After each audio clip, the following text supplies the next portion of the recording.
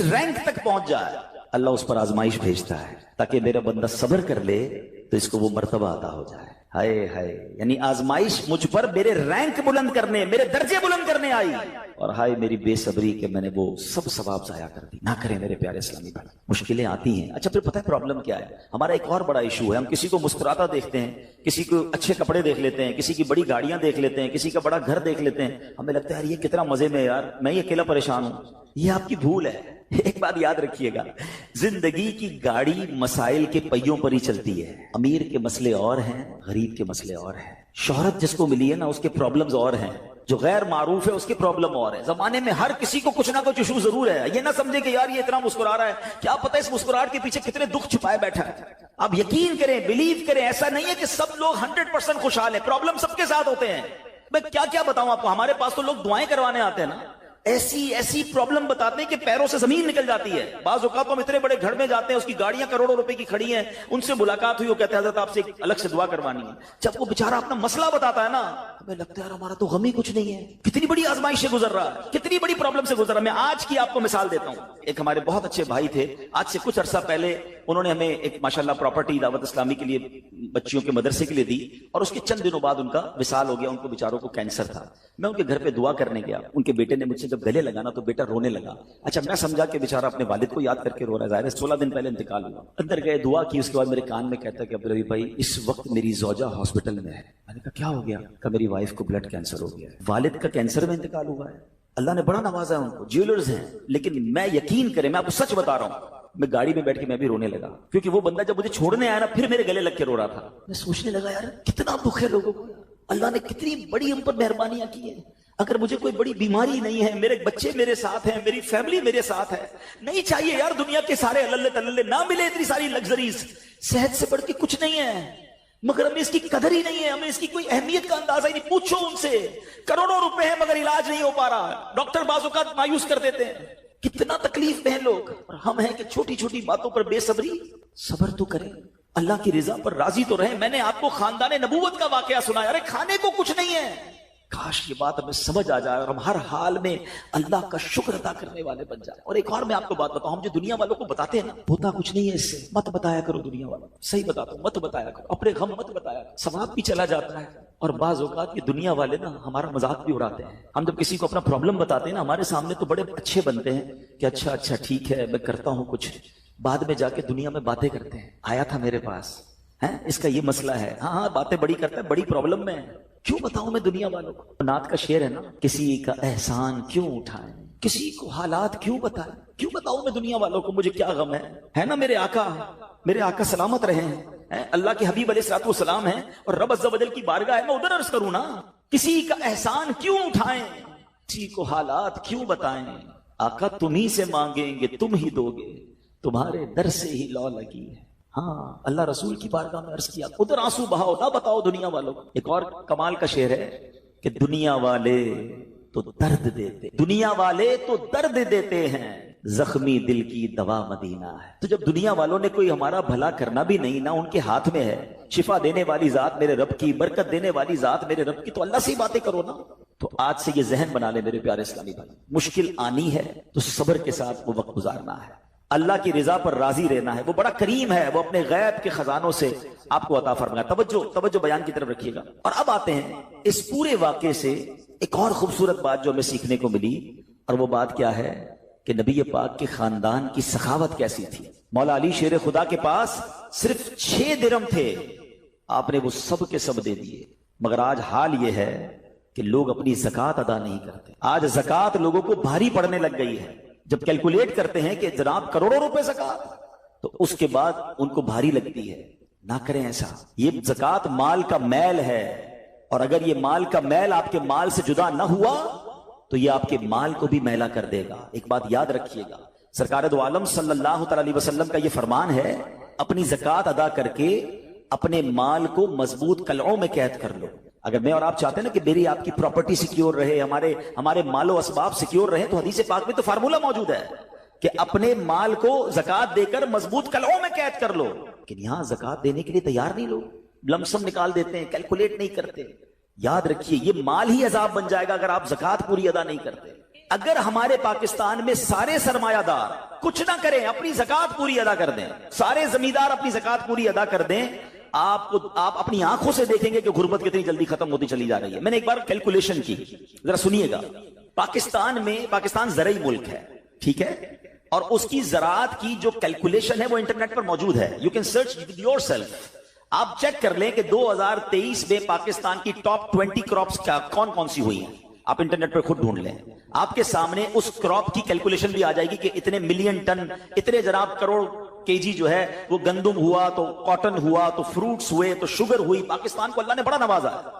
شریعت کا حکم کیا ہے؟ جس اللہ رسول کی ہم بات کر رہے ہیں، جس اسلام کو ہم نے قبول کیا ہے، شریعت کا حکم یہ ہے کہ اگر آپ کی فصل اگتی ہے تو اس فصل میں اگر بارش کا پانی ہے اور آپ اپنا پانی پرچیز نہیں کر رہے اور صرف بارش سے آپ کی فصل اگ رہی ہے، تو جتنی فصل اگی 10% عشر کیا کہتے ہیں 10ویں حصے کو، وہ آپ نے نکال دینا ہے اللہ کی راہ میں، وہ غریبوں کا حق ہے، وہ زکات ہے زمین کی۔ اور اگر آپ پانی ٹیوب ویل وغیرہ سے لیتے ہیں، پیسوں سے خریدتے ہیں، تو 5%۔ آپ بلیو کریں، میں بیٹھا کیلکولیٹر لے کر کہ پاکستان کی ٹاپ 10 کراپس کتنی ہوتی ہیں، اس کی مالیت کتنی ہے، اس کی ویلیو کتنی ہے، وہ میں نے بنائی اور اس کا 5% لگایا جو دینا ہی دینا ہے۔ آپ یقین کریں وہ بھی خربوں روپے میں بن گیا۔ یہ خربوں روپے کہاں ہیں اگر ہم زکات دیتے تو؟ کتنے غریبوں کا بھلا ہو جاتا، کتنے گھر خوشحال ہو جاتے۔ اچھا یہ تو صرف زمین کی زکات ہے، پراپرٹیز کی زکات اربوں خربوں روپے کے لوگ مالک ہیں، مگر جب کیلکولیٹر چلاتے ہیں نا، اوئے ہوئے ہوئے زکات جناب 10 کروڑ روپے بن جائے گی، تو پھر بھاری لگتی ہے۔ اللہ کے بندے، اللہ نے 4 ارب دیے ہیں تو 10 کروڑ زکات ہے نا، تو ٹینشن نہیں کی ہے، شکر ادا کرو۔ اللہ نے دینے والا بنایا، مانگنے والا نہیں بنایا، مگر آج زکات بھاری پڑ گئی ہے۔ آپ کو پتہ ہے قارون کیوں دسایا گیا تھا؟ قارون یہ حضرت موسیٰ کا کزن تھا، یہ تورات کا عالم تھا اور بڑا عالم دین تھا، مگر جب حضرت موسیٰ نے اس کو زکات کا حکم دیا نا، اس کے پاس کتنے پیسے تھے کہ قرآن کہتا ہے اس کی خزانوں کی چابیاں ایک جماعت لے کر چلتی تھی، خزانے نہیں، صرف کیز آف دا ٹریجر، اتنا خزانہ تھا۔ مگر کیا ہوا یہ کہ جب حضرت موسیٰ نے اس کو کہا، اچھا اس زمانے پر زکات کتنی تھی؟ ابھی تو 100 پہ 2.5 ہے نا، 1000 پہ 1۔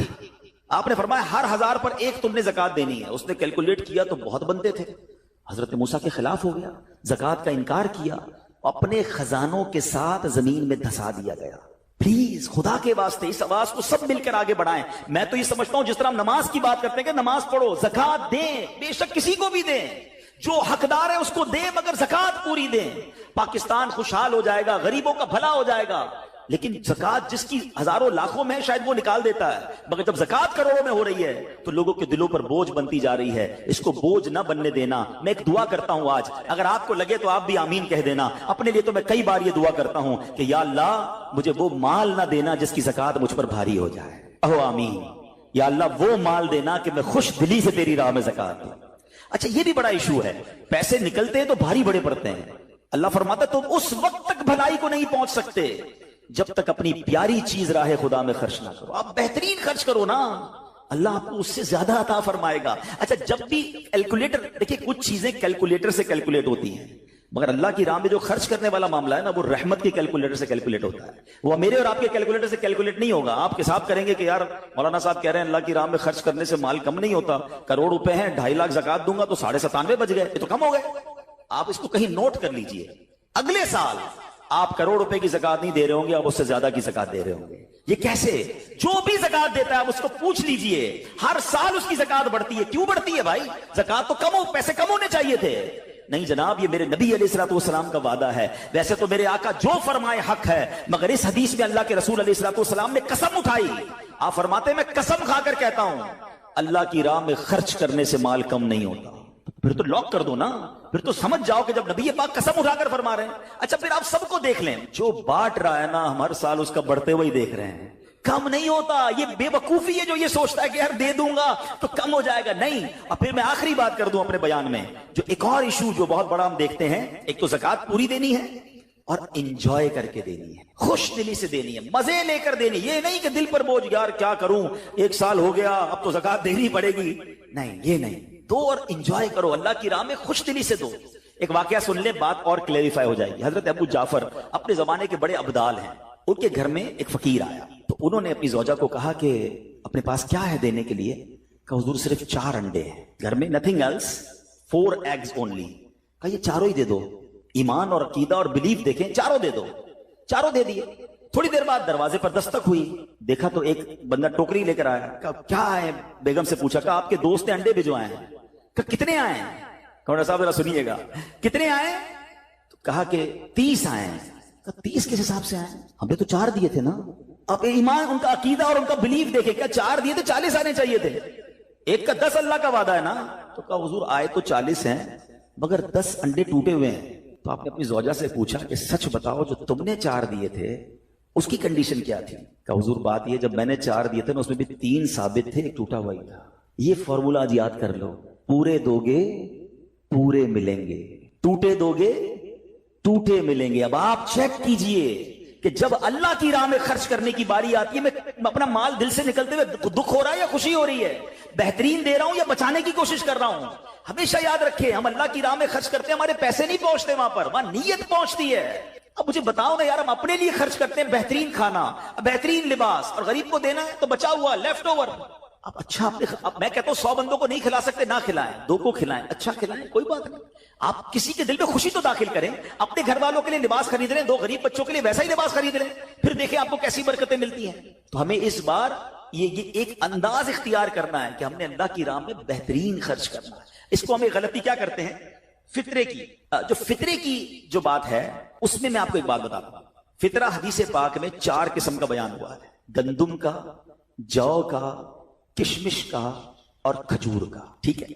लेकिन हम बचपन से सुन रहे हैं, जब भी फितरे की बारी आती है, हम पहले 50 रुपए था वो दे दिया, 100 दे दिया, 200 दे दिया, 300 दे दिया। हमें ये पूरी हदीस या तो हमने पढ़ी नहीं थी या हमारे जहन में नहीं थी, मगर हदीस पाक में 4 किस्म का फितरा बयान हुआ है। गरीब आदमी गंदुम का फितरा दे दे कोई बात नहीं, मगर जो रोजाना बेहतरीन इफ्तारी कर रहा है, बेहतरीन खाने खा रहा है, सच बताओ उसको कौन सा फितरा देना चाहिए? मेरी इफ्तारी रोज अजवा खजूर से है और ईद वाले दिन मैं गंदुम का फितरा दे आता हूं। हमेशा याद रखिए, अच्छा खर्च करे ना। इस बार फितरा जिसको अल्लाह ने जैसा नवाजा है, गरीब आदमी के लिए बात नहीं कर रहा, जिसको नवाजा है रब ने। क्या हम कभी ऐसा करते हैं कि ईद की शॉपिंग के लिए जाएं, दुकानदार से कहें कि यार जो कपड़ा सबसे सस्ता है वो निकाल दो, सबसे सस्ते जूते निकाल दो, मैंने ईद पढ़नी है? बेहतरीन चाहिए, अपने लिए बेहतरीन लेना है, अल्लाह की राह में लोएस्ट वाला फितरा देना है। खुद गौर करें, खर्च कीजिएगा, दिल से करें, अल्लाह और नवाजेगा। और ये तो वक्त है लोगों को बांटने का, ये वक्त है मुसलमान भाइयों का हाथ पकड़ने का, गरीबों की मदद करने का। किसी की इफ्तारी अच्छी कर दें, किसी की सहरी अच्छी कर दें, किसी को लिबास देकर उसकी ईद अच्छी कर दें, ना जाने किसकी दुआ के सदके आपका बेड़ा पार हो जाएगा। तो ऐ मेरे प्यारे इस्लामी भाइयों, जो मैंने मौला अली शेर खुदा करमल्लाहु तआला वजहुल करीम और उनके खानदान का वाकया सुनाया, उसमें मैसेज ही ये था कि सखावत इसको कहते हैं। ये है अल्लाह की राह में खर्च करना, जो कैसे बलाओं को और बीमारियों को दूर करता है। मगर आज हाल ये है, यकीन जाने दुख होता है जब हम मिलते हैं लोगों से, उनकी वेल्थ पता होती है, मगर ज़कात पूरी देने के लिए कोई तैयार नहीं है। खुदा रसूल के वास्ते आप भी और ये पैगाम को आम करें। मैं नहीं कहता आप दावत इस्लामी को दें, कि ज़कात तो पूरी दो यार। ये वो माल है जो आप मारे जाओगे, ये माल आपके लिए अजाब का बाइस बन जाएगा।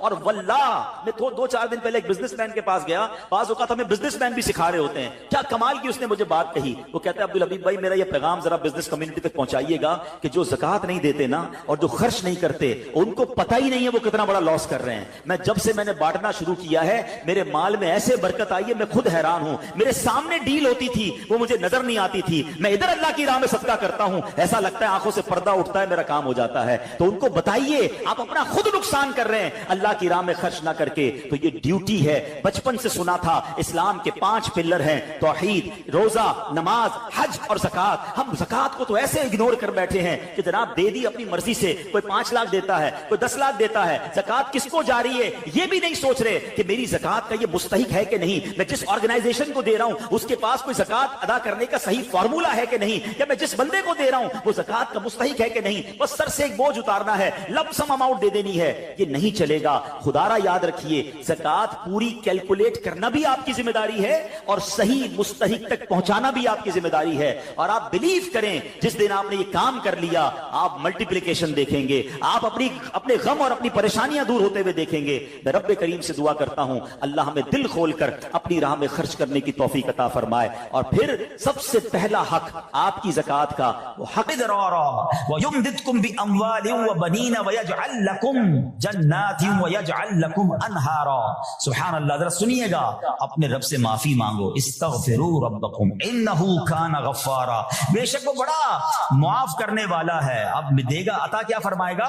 یرسل السماء علیکم مدرارا, وہ تم پر موسلا دھار بارش بھیجے گا. وَيُمْدِدْكُمْ بِأَمْوَالٍ وَبَنِينَ وَيَجْعَلْ لَكُمْ جَنَّاتٍ وَيَجْعَلْ لَكُمْ أَنْهَارًا. فرمایا اور مالوں اور بیٹوں سے تمہاری مدد فرمائے گا, اور تمہارے لیے باغات بنا دے گا, اور تمہارے لیے نہریں بنائے گا. باغات بھی بڑھ رہے ہیں, اولاد بھی عطا ہو رہی ہے, مال بھی بڑھ رہا ہے, بارش بھی ہو رہی ہے. اس چیز سے, استغفار سے.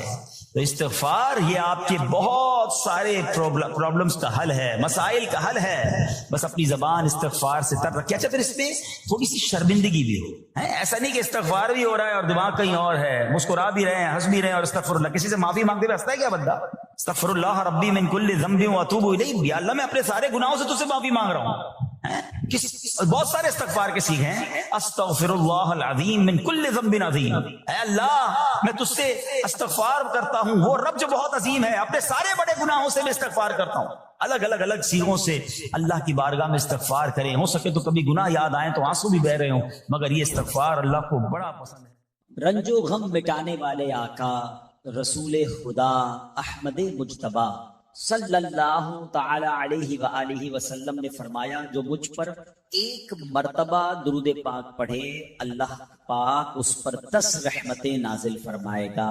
جو مجھ پر 10 بار درود پاک پڑھے, رب کریم اس پر 100 رحمتیں نازل فرمائے گا. اور جو مجھ پر 100 مرتبہ درود پاک پڑھے, اللہ پاک اس کی دونوں آنکھوں کے درمیان لکھ دے گا کہ یہ بندہ منافقت اور جہنم کی آگ سے آزاد ہے. سبحان اللہ. نام حضرت پہ لاکھ بار درود, نام حضرت پر لاکھ بار درود, بے عدد اور بے شمار درود. ہم کو پڑھنا خدا نصیب کرے, دم بدم اور بار بار درود. مومنوں آپ پر پڑھے جاؤ با ادب اور با وقار درود. جو محب نبی ہے اے کافی, جو محب نبی ہے اے کافی, چاہیے اس کو بار بار درود. ذرا غور کیجئے کہ 100 بار درود پاک پڑھنے میں وقت ہی کتنا لگتا ہے, انعام کتنا بڑا ہے کہ اس کی دونوں آنکھوں کے درمیان یہ لکھ دیا جاتا ہے کہ یہ بندہ منافقت اور جہنم کی آگ سے آزاد ہے. الصلاۃ والسلام علیک یا رسول اللہ, یہ بھی درود پاک ہے. صلی اللہ تعالی علی محمد صلی اللہ علیہ وسلم, یہ بھی درود پاک. آپ اگر شارٹ سے مختصر سے درود پاک پڑھنا شروع کریں تو غالباً 15 سے 20 منٹ میکسیمم آپ کے 100 درود پاک پورے ہو جائیں گے. اور انعام اتنا بڑا, میں چوٹ کرنے کے لیے کہتا ہوں, اگر ہمیں یہ کہا جائے کہ جناب 100 بار جو درود پاک پڑھے گا اس کو 10,000 روپے ملیں گے, بندہ کہے یار 15 منٹ میں 10,000 روپے, 1000 بار درود پاک پڑھے گا تو 1,00,000 روپے ملیں گے. سبحان اللہ. اب دنیا کا اگر کوئی انعام اعلان کر دیا جائے تو سارے لوگ اسے کرنے کے لیے تیار ہو جاتے ہیں. یہ آخرت کا کتنا بڑا انعام ہے. ہر درود پر 10 رحمتیں. آپ یقین کریں کروڑوں روپے خرچ کر کے بھی ایک رحمت نہیں خریدی جا سکتی. اللہ نہ چاہے کہ اس پر رحمت, کون رحمت لے سکتا ہے, مگر درود پاک سبحان اللہ ہر درود پر رحمتیں برس رہی ہیں. اس وقت جو حالات چل رہے ہیں, معاملات چل رہے ہیں, ہم سب چاہتے ہیں ہماری بھی حفاظت رہے, ہمارے بچوں کی, ہمارے کاروبار کی, ہمارے گھر بار کی حفاظت رہے. ہم سفر پر جائیں تو خیر سے جائیں, واپس بھی خیر سے آئیں. تو سبحان اللہ مجھے بتائیے جس پر رحمت الہی برستی رہے تو اس کی کیسی حفاظت ہو جائے گی. تو گھر سے نکلے تو درود پڑھیں, سفر میں درود پڑھیں, بچوں کو کہیں کہ وہ گھر پہ درود پاک پڑھیں, تو انشاءاللہ یہ سارا رحمتوں کا حصار جو ہے ہمارے ارد گرد رہے گا. اللہ مجھے بھی اور آپ کو بھی کثرت سے درود پاک پڑھنے کی توفیق عطا فرمائے.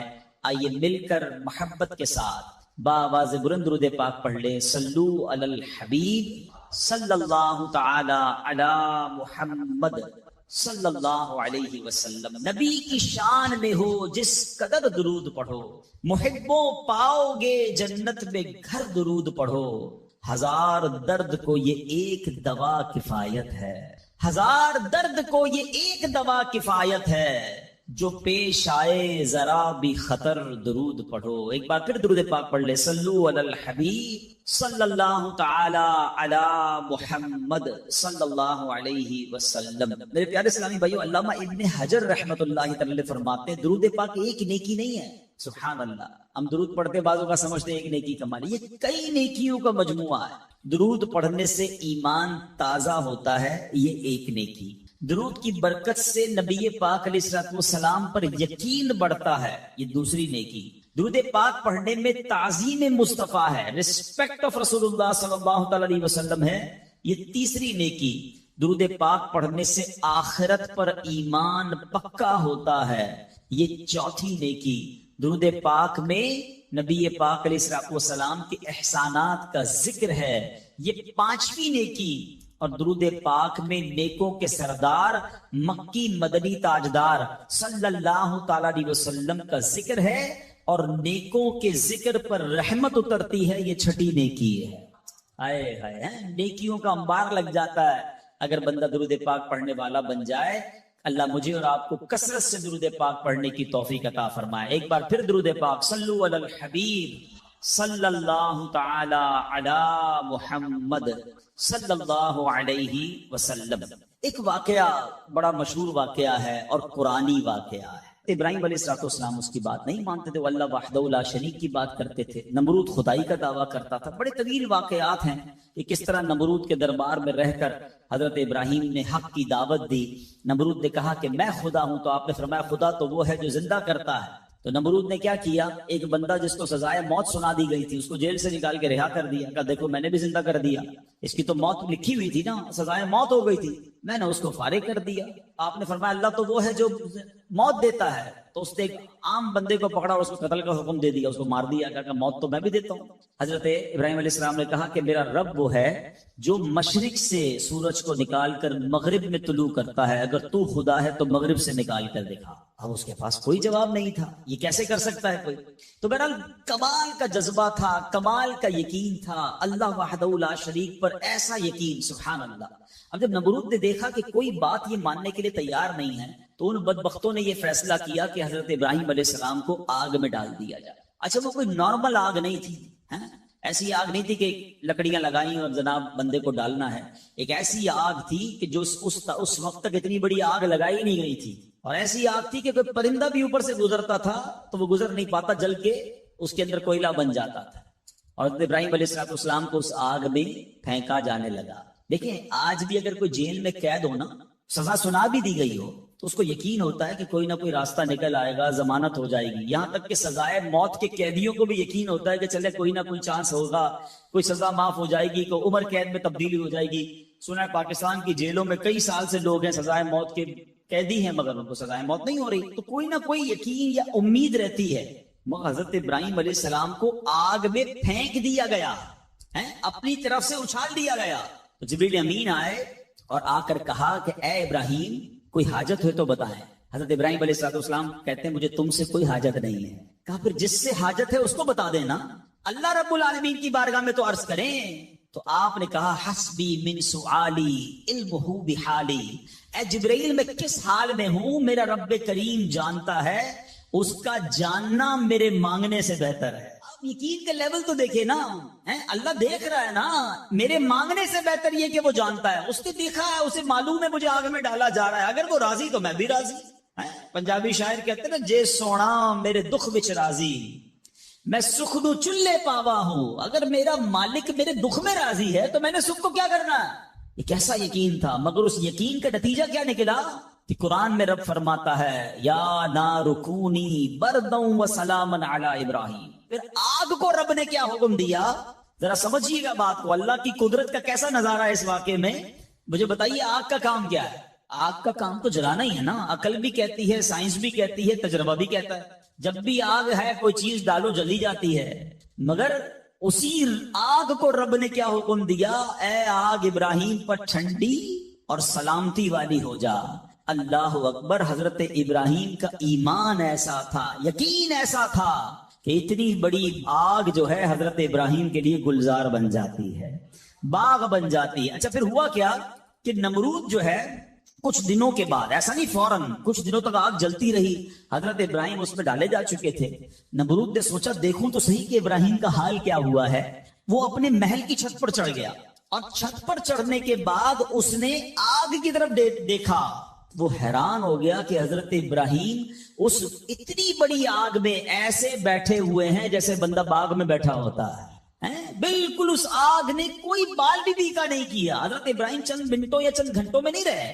تفاسیر میں لکھا کہ حضرت ابراہیم علیہ السلام اس آگ میں ایک روایت کے مطابق 7 دن اور ایک روایت کے مطابق 40 دن اس آگ میں رہے، مگر جب آپ باہر آتے ہیں تو آگ کی نے کوئی اثر آپ پر نہیں ڈالا۔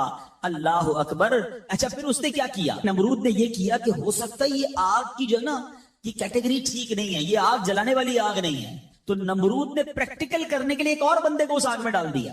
حضرت ابراہیم اس آگ میں موجود ہیں اور بڑے نارمل طریقے سے بیٹھے ہوئے ہیں، آگ جل رہی ہے، تو نمرود نے ایک اور شخص کو آگ میں ڈالا۔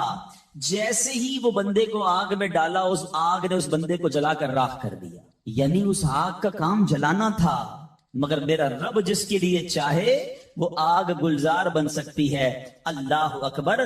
آپ علیہ السلام کا جب یہ معجزہ لوگوں نے دیکھا تو کئی لوگ کلمہ پڑھ کر مسلمان ہو گئے، مگر نمرود کے نصیب میں ایمان نہیں تھا۔ لیکن اس واقعے سے سیکھنے کو کیا ملا؟ یقین، بلیف، اللہ پر بھروسہ۔ اور اگر رب پر بھروسہ ہونا تو ایسے کام آج بھی اپنی آنکھوں سے ہم دیکھ سکتے ہیں۔ ہاں، شاعر مشرق کہتے ہیں نا، اگر آج بھی ہو ابراہیم سا ایمان پیدا، there is only one condition، ایمان وہ چاہیے، یقین وہ چاہیے۔ اگر آج بھی ہو کیسا ایمان؟ ابراہیم سا ایمان پیدا، آگ کر سکتی ہے انداز گلستان پیدا۔ آج بھی غموں کی آگ باغ بنے گی، آج بھی آپ کی مشکلوں کی آگ باغ بنے گی، مگر پرابلم یہ ہے کہ یہ بھروسہ کہاں ہے، وہ یقین کہاں ہے اللہ پر؟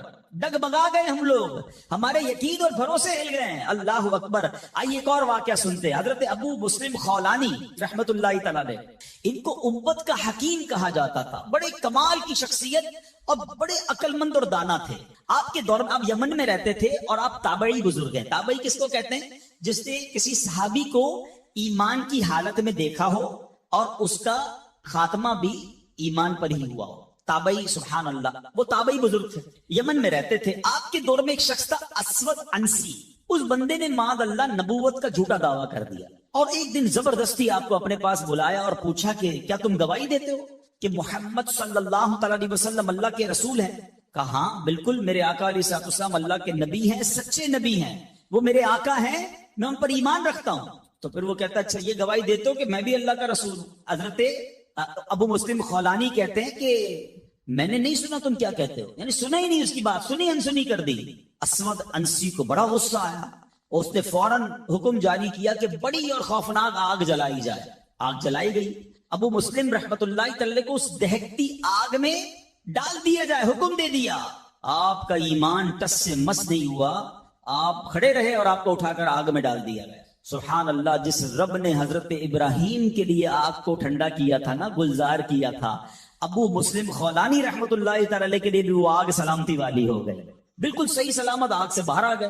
اسود انسی نے جب یہ دیکھا کہ یہ اتنی بڑی کرامت، اب یہ لوگوں کو پتہ چل جائے گا تو میری تو نبوت کا جو دعویٰ ہے وہ بیڑا غرق ہی ہو جائے گا، تو ان کو آزاد بھی کر دیا اور کہا کہ فوراً یہاں سے آپ چلے جائیں۔ تو آپ کو یمن سے نکال دیا، آپ یمن سے نکلے اور مدینہ منورہ حاضر ہو گئے۔ غلامی میں نہ کام آتی ہے شمشیریں نہ تدبیریں، غلامی میں نہ کام آتی ہیں نہ شمشیریں نہ تدبیریں، جو ہو ذوق یقین پیدا تو کٹ جاتی ہیں زنجیریں، کوئی اندازہ کر سکتا ہے اس کے زور بازو کا، نگاہ مرد مومن سے بدل جاتی ہے تقدیر۔ بات یقین کی ہے، بات ایسے کس کو کہتے ہیں؟ ایمان کی ہے۔ آج تو پرابلم یہ ہے، آج ہمیں کوئی سوال کر دیں ہم ٹینشن میں آ جاتے ہیں کہ واقعی اس بات کی دلیل کیا؟ اپنے ایمان کے بارے میں لوگ تذبذب کے شکار ہو جاتے ہیں، اللہ ایک ہے، اللہ واقعی موجود ہے، اللہ کہاں ہے، معاذ اللہ، ایسے ایسے سوال لوگ کر دیتے ہیں۔ اور چونکہ مطالعہ ہوتا نہیں ہے، علماء کی صحبت ہے نہیں، آپ سمجھیے بات کو، اس وقت جو ماحول ہے اپنے بچوں کے ایمان کی حفاظت کی فکر کرنے کا دور ہے۔ ہمیں پتا ہونا چاہیے ہمارا ایمان کیا ہے، اللہ کے بارے میں، رسول کے بارے میں، فرشتوں کے بارے میں، قیامت کے بارے میں، جنت دوزخ، ہم کیا ایمان رکھتے ہیں اور اس کی ڈیٹیل کیا ہے۔ مسلمانوں کو اسلام کے بارے میں پتہ ہی کچھ نہیں ہے. اور اچھا جنہوں نے ایمان پر حملہ کرنا ہے ان کو سب پتا ہے, ان کو پتا ہے ان کو کیسے بہکانا ہے, ان کو پتا ہے ان کے دل میں شک کی پن کیسے چبونی ہے. تو خدارا یہ بات سمجھیے کہ اس وقت باقاعدہ ایسے لوگ, ایسے ادارے کام کر رہے ہیں کہ کسی طرح مسلمانوں کا ایمان چھین لیا جائے, ان کو اپنے رب سے ہی جناب یقین ختم کر دیا جائے, اسلام سے ہی ان کو ہلا دیا جائے, مگر فکر ہی کسی کو نہیں ہے. امام عشق و محبت اعلی حضرت نے 100 سال پہلے یہ بات کہی تھی. بتاؤ وہ 100 سال پہلے کے معاملات تھے, اب اور کتنے خطرناک ہو گئے. آپ نے لکھا تھا سونا جنگل رات اندھیری, چھائی بدلی کالی ہے, سونے والو جاگتے رہیو چوروں کی رکھوالی ہے.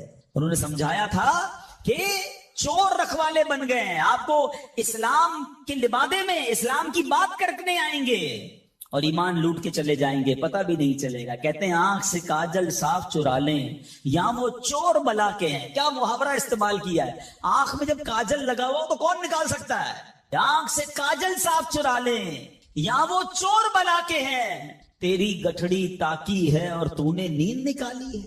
یہ دور غفلت کی نیند سونے کا نہیں ہے. ہمارے بچوں کو کتنا پتا ہے اسلام کے بارے میں, خود ہمیں کتنا معلوم ہے, لیکن یقین بزرگوں کا کیسا تھا کہ جناب ان کو آگ میں ڈال دیا جاتا تھا, وہ آگ باغ بن جاتی تھی. یقیناً آج کے دور میں یہ ٹیسٹ نہیں کریں گے ہم.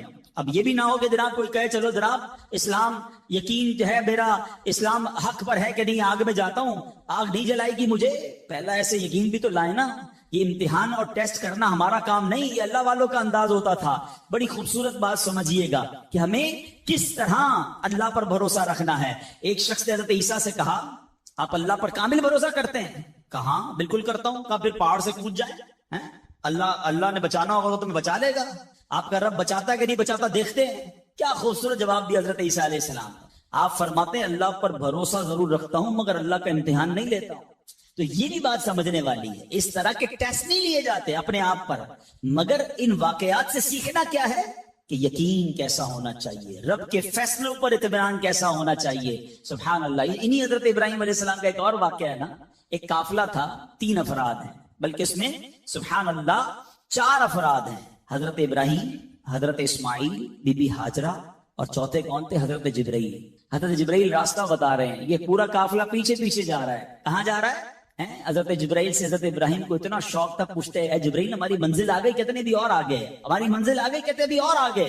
لکو دک صحرا میں ایک ٹیلے پر جا کر, کون سی جگہ تھی جہاں آج مکہ آباد ہے؟ کچھ بھی نہیں تھا, کعبہ بھی نہیں تھا. اسی ٹیلے والی جگہ پر بعد میں کعبہ بنایا گیا. بالکل صحرا ہے, نہ پانی ہے نہ کھانا ہے. حضرت جبرائیل نے بتایا اے ابراہیم تمہارا مقام آ گیا ہے.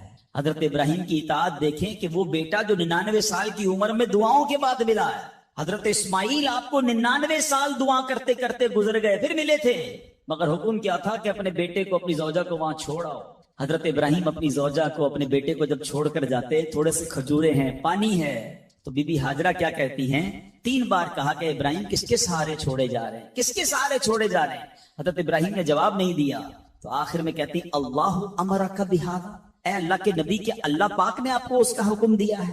آپ نے کہا مجھے رب نے حکم دیا ہے. اب یقین دیکھیں اس خاتون کا, اس ماں کا یقین دیکھیں جس کا چھوٹا بچہ ساتھ ہے, دودھ پیتا بچہ ساتھ ہے, نہ کوئی انسان نہ پرندہ.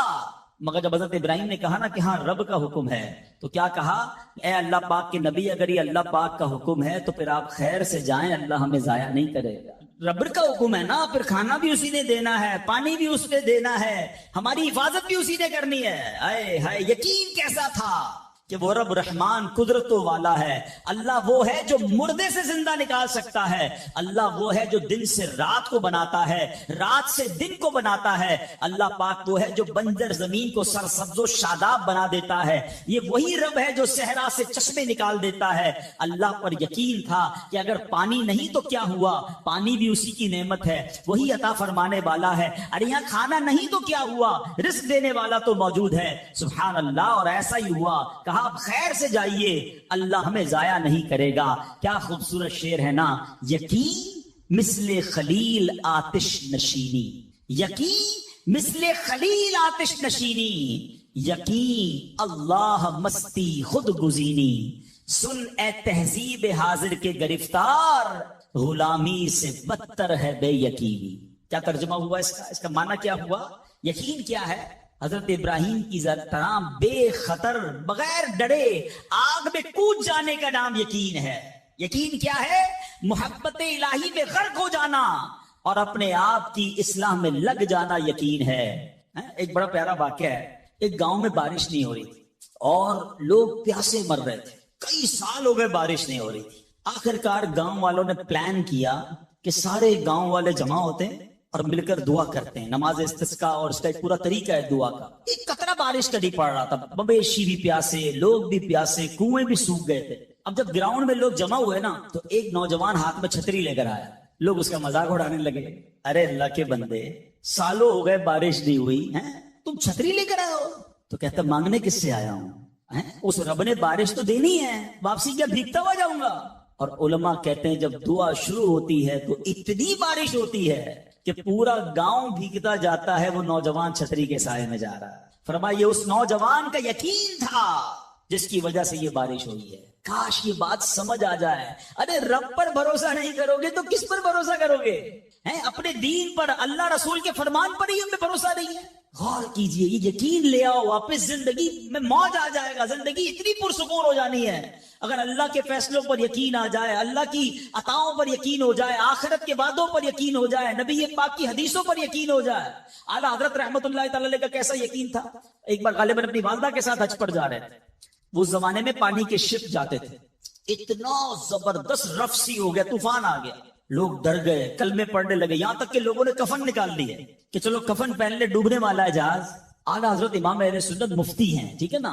اتنے بڑے مفتی ہوتے ہوئے آپ نے بھی والدہ کو کہا میں اللہ کی قسم کھا کر کہتا ہوں جہاز نہیں ڈوبے گا. تھوڑی دیر ہوئی تو ایسا ہی ہوا، جہاز کو کام ڈاؤن ہو گیا، سب خیر سے پہنچ گیا. تو ماں نے کہا بیٹا اتنی بڑی قسم کیسے کھا لی تم نے؟ کہ میں نے نبی پاک علیہ السلام کا فرمان سنا ہے، جو کشتی میں بیٹھ کر یہ دعا پڑھ لے، بسم اللہ مجریہا و مرساہا ان ربی لغفور الرحیم، وہ کشتی نہیں ڈوبے گی. میں اللہ کی قسم کھا کے کہتا ہوں کہ میرے نبی نے فرمایا نا، وہ یقین تھا. ہم کتنی بار دعا پڑھتے ہیں مگر دعا پڑھ کے بھی کہتے ہیں پتہ نہیں ہو قبول ہوگی نہیں ہوگی، پڑھ لیتے ہیں. یہ والی چیز نکال دیں. وظیفے ہمارے کیوں نہیں لگتے؟ لوگ کہتے ہیں وظیفہ پڑھ رہا ہوں مسئلہ نہیں ہو رہا، تعویذ لیا پھر بھی مسئلہ. تعویذ پہنتے وقت بھی خیال ہی ہوتا ہے چلو یار پہن لیتے ہیں، پتہ نہیں ہونا ہے نہیں تو کچھ نہیں ہونا. وظیفہ پڑھ رہے ہیں اور کہہ رہے پتہ نہیں ہو. پہلے یقین لائیں. اچھا ڈاکٹر بھی یہی کہتے ہیں، یہ صرف اب یہ وظائف اور ان چیزوں میں نہیں، آپ اگر ڈاکٹر پر بھی یقین نہ رکھیں نا کہ یار اس کی دوائی پتہ نہیں کام کرتی ہے نہیں کرتی، کیونکہ بہت ساری چیزوں کے پیچھے یقین، ول پاور. بڑا خوبصورت جملہ